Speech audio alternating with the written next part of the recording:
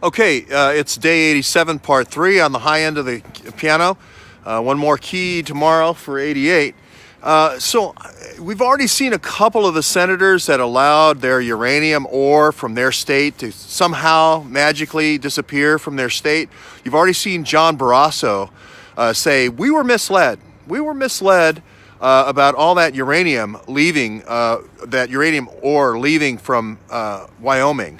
I think you're going to see similar people, similar senators from Utah. Maybe that's why Orrin Hatch maybe left as well. I think you're going to have Jeff Flake, Yellowcake Flake with Arizona. I think you're going to have Oregon, the old, not Bundy, but Finicum. I think that's what he was talking about.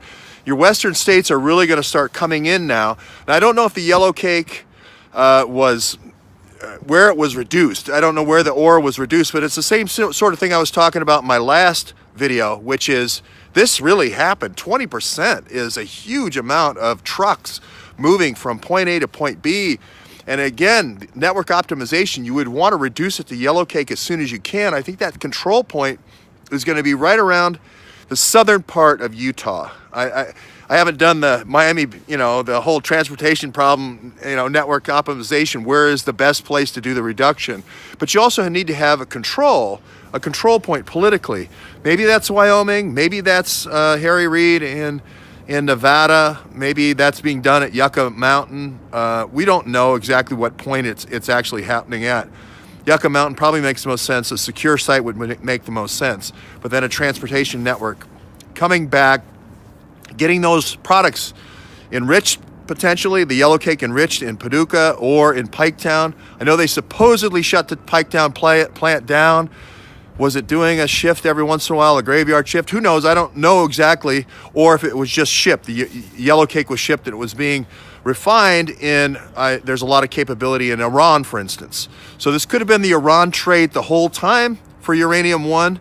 And the reason why the State Department then goes in after they signed the Iran deal in 2015 and goes in and buys all the heavy water and goes in and kind of pours concrete into the old reactors is to shut the operation down.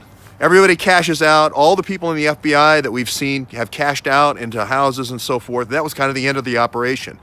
So you may have seen a graphic I produced which shows all the ore coming from the western states to some control point, like Utah. I'm going to say St. George, Utah. And then coming to Paducah for potential enrichment, or the Yellowcake stops in Tennessee.